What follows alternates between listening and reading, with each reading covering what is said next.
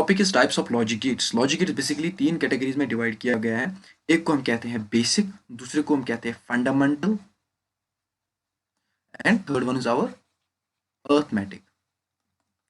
Now आज हम basic category का एक गेट डिस्कस करने वाले हैं, that is AND gate. AND gate काफी ज्यादा इंपॉर्टेंट है और साथ ही साथ ये काफी ज्यादा एग्जाम में पूछा जाता है, that is AND gate. Now AND gate के रिलेटेड क्या क्या इंपॉर्टेंट पॉइंट्स हैं उनके बारे में डिस्कस करने वाले हैं। इसका क्या लॉजिक गेट सिंबल है उसके बारे में भी डिस्कस करने वाले हैं, साथ ही साथ इसका क्या जो है ट्रुथ टेबल है उसके बारे में भी डिस्कस करने वाले हैं। चलिए हम स्टार्ट करते हैं बिना टाइम वेस्ट किए हुए। तो एंड गेट का सबसे पहला पॉइंट है, इसको हम कहते हैं मल्टीप्लिकेशन गेट भी। नाउ मल्टीप्लिकेशन गेट इसको क्यों कहा जाता है? जब भी हम इसको से फॉर एग्जांपल दो इनपुट देते हैं ए कमा बी, अब ये उनको मल्टीप्लाई करके हमें रिजल्ट देता है। Say for example A into B, आप इस तरीके से फॉर द अंडरस्टैंडिंग पर्पस आप इस तरीके से समझ लीजिए ए इंटू बी। ये ए इंटू नहीं होता है, मैं आपको अभी दिखाऊंगा रिप्रेजेंटेशन किस तरीके से होती है।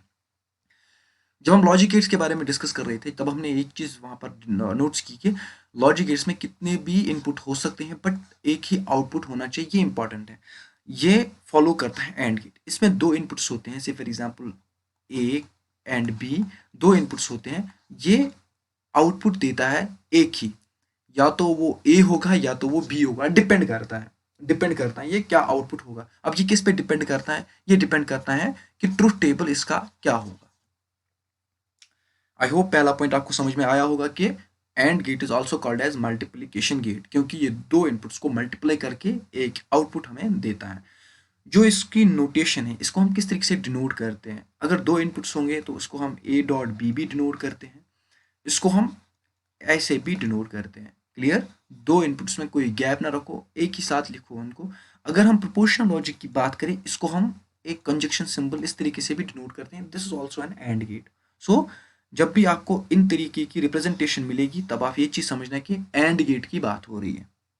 आई होप ये पॉइंट आपको समझ में आया होगा। Now third point is very very important point कि zero is identity element of AND gate. अब आपको ये स्ट्रेंज लग रहा होगा कि यार मल्टीप्लिकेशन की बात हो रही है तो जीरो कहाँ से आया?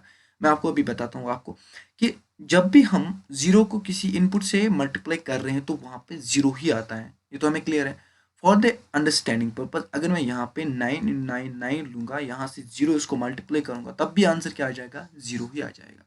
आप ये चीज यहाँ पे नोट्स कर लेना कि जो एंड गेट है उसमें जो जीरो है it acts as an identity element. Now how? Let us understand this in the fourth part. जब भी आपको एंड गेट में पहला इनपुट जीरो दिखेगा तब आपको दूसरा इनपुट चेक करने की जरूरत ही नहीं है, रिजल्ट ऑटोमेटिकली जीरो ही आ जाएगा। समझ लेना इस बात को कि मैंने से फॉर एग्जांपल इनपुट जीरो दिया पहला, अब मुझे दूसरा इनपुट चाहिए, मैं वो जीरो दे रहा हूं तो जीरो इंटू जीरो होता है हमारा जीरो।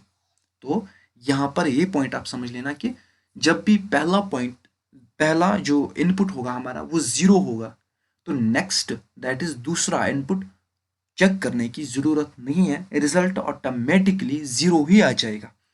अब ये तो जीरो के लिए अगर वन हुआ, तो अगर पहला इनपुट वन हुआ तो नेक्स्ट इनपुट चेक करने की 100% जरूरत है, because one is not an identity element of and, जिससे हम आइडेंटिफाई करें कि एंड गेट का आउटपुट क्या आ जाएगा। नाउ आई होप ये आइडेंटिटी का किस्सा आपको समझ में आया होगा। वन यहां पर act as an identity element नहीं कर रहा है, वन एक सबऑर्डिनेट इनपुट है जो कि लॉजिक गेट के कंडीशंस को फुलफिल करने के लिए जरूरत लगता है। अगर हमारे पास वन हुआ तो नेक्स्ट इनपुट जरूरत है हमें चेक करने की, क्योंकि हमें इस चीज के बारे में नहीं पता क्या वो वन ही है। अब अगर वन इंटू वन हम लिखेंगे दैट इज वन, अगर वो जीरो होगा तब तो कोई बात नहीं है, तब तो वन इंटू जीरो तो जीरो ही होगा। दैट मीन्स अगर जीरो होगा पहला इनपुट तो कंडीशन एंड की वही फुलफिल होती है, नेक्स्ट देखने की कोई जरूरत नहीं है, रिजल्ट ऑटोमेटिकली जीरो ही आ जाएगा। अगर अब वन आया तो नेक्स्ट इनपुट करने की जरूरत है, because one act as a subordinate to fulfil the AND condition. तो अगर वन आया तो नेक्स्ट इनपुट जरूरत है हमें चेक करने की इस चीज के लिए, क्योंकि अगर वो वन हुआ तो रिजल्ट चेंज हो जाएगा, अगर वो जीरो हुआ तो रिजल्ट चेंज हो जाएगा। आई होप पॉइंट यहां पर आपको समझ में आए होंगे। Now let us talk about the logic gate symbol of AND. Logic gate symbol of AND is somewhat like this. ये हमारे पास दो इनपुट होते हैं एंड देन ये हमारे पास आउटपुट होता है. अब अगर मैं यहाँ पर जीरो ये इनपुट लूँ तो मुझे इस चीज़ का कोई गम ही नहीं होगा, ये जीरो होगा या वन होगा, इट हार्डली मैटर्स. मेरा जो आउटपुट है वो जीरो ही आ जाएगा यहाँ पे. अगर मैं यहाँ पर सिर्फ फॉर एग्जांपल वन दे रहा हूँ, सिर्फ फॉर एग्जांपल वन दे रहा हूँ, अब ये act as an identity element नहीं कर रहा है ये वन, तो मैं क्या मानूंगा यहाँ पे, ये जो वन है मुझे इसकी जो है वो आउटपुट चेक करने के लिए नेक्स्ट इनपुट मुझे चेक करना ही होगा. अगर वो जीरो होगा तब यहाँ पर रिजल्ट जीरो होगा. अब अगर वो वन हुआ तब रिजल्ट ऑटोमेटिकली वन ही आ जाएगा यहाँ पे. क्लियर? आई होप ये पॉइंट आपको समझ में आया होगा, काफी ज्यादा इंपॉर्टेंट पॉइंट है. तो ये इसकी जो है वो लॉजिकल सिंबल है. Now let us draw a truth table and let's finish up this video. Truth table इसका इस तरीके से है. अब यहां पर एक चीज नोटिस कर लेना, दो इनपुट होते हैं यहाँ पे, एक और दो. तो मुझे कितने रोज बनाने होंगे, मुझे कितने एक्चुअल में इनपुट्स पे एक्सपेरिमेंट करना होगा, that is 2 raised power 2 which is equal to 4 inputs पे मुझे एक्सपेरिमेंट करना होगा कि रिजल्ट क्या आ जाएगा. अब अगर मैं यहाँ पर 3 लूंगा दैट मीन्स 3 का स्क्वायर कितना हुआ यहाँ पे, दैट इज 9 इनपुट्स पे मुझे एक्सपेरिमेंट करना होता है यहाँ पे. तो जितने आपकी इनपुट्स होंगे उसका स्क्वायर करना, सिंपली एक फॉर्मूला यहाँ से जनरेट होती है, दैट इज एन स्क्वायर.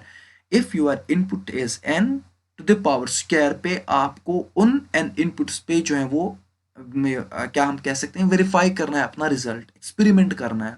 अब मेरा यहाँ पे दो है, दो इनपुट्स है मेरे, तो एन क्या है मेरा यहाँ पे, that is 2 and 2 power 2 is equal to 4 and 4 inputs पे मुझे चेक करना है रिजल्ट को.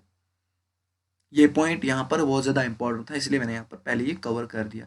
अब मैं लिखता हूँ यहाँ पे से फॉर एग्जांपल एक लाइन ऐसे मैं डार्क कर रहा हूँ. अब मेरे को 4 इनपुट्स की जरूरत है, 4 इनपुट में मुझे एक्सपेरिमेंट करना है, रिजल्ट क्या आ जाएगा, सबसे एक, then second, then third and fourth accordingly. Say for example it's my A, say for example it's my A, it's my B and it's my A B. अब ये आप पे डिपेंड करना है, ये आप ए डॉट बी भी लिख सकते हो या आप ए कॉन्जक्शन बी भी लिख सकते हो, व्हाटएवर जिस तरीके से आपका टेस्ट है उस तरीके से आप कर सकते हो.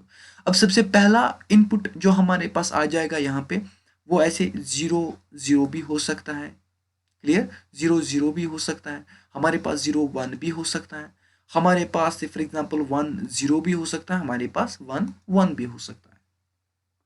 ये हमारे पास इनपुट सिंबल है. ऐसे कोई कॉम्बिनेशन नहीं बनते, इसके एक्स्ट्रा कोई कॉम्बिनेशन नहीं बनती है जब हम दो इनपुट्स के बारे में बात करेंगे.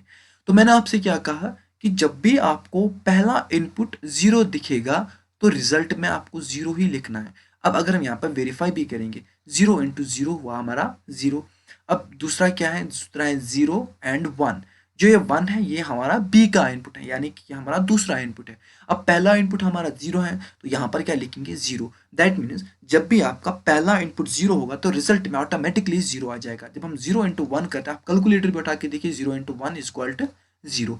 Now the thing is change begins right here. अब यहाँ पर तो 1 आया, अब 1 पे हमने नेक्स्ट इनपुट का चेक करना बहुत ही मैंडेटरी है because 1 is a subordinate input to fulfil the condition of AND gate.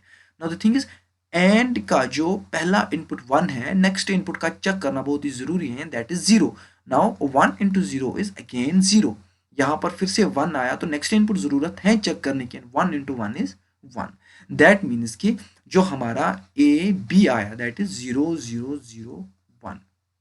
ये हमारा इसका लॉजिक गेट्स क्या जो हम कह सकते हैं ट्रुथ टेबल आया एंड गेट का. सपोज फॉर एग्जांपल अगर हम यहाँ पर 4 इनपुट्स को थोड़ा बहुत categorical with the help of this diagram समझेंगे तो मैं यहाँ पर लिख रहा हूँ 0 0 तो रिजल्ट आ जाएगा 0. अगर मैं यहाँ पर सिर्फ फॉर एग्जांपल एक और यहाँ पर ड्रॉ कर रहा हूँ, अगर मैं लिखूंगा यहाँ पर 0 1 तो यहाँ पर 0 ही आ जाएगा. Then once again if I say like this 1 0 it's again 0 and if I say this 1 1 is again 1. Now these are the symbols for 4 inputs. I hope ये AND गेट का आपको आज अच्छे से समझ में आया होगा, ये किस तरीके से काम करता है, एक्चुअल में इसके रिलेटेड क्या क्या पॉइंट्स हैं वो भी आपको समझ में आए होंगे। तो लॉजिक गेट काफ़ी ज़्यादा इंपॉर्टेंट, लॉजिक गेट की सिंबल काफ़ी ज़्यादा इंपॉर्टेंट है।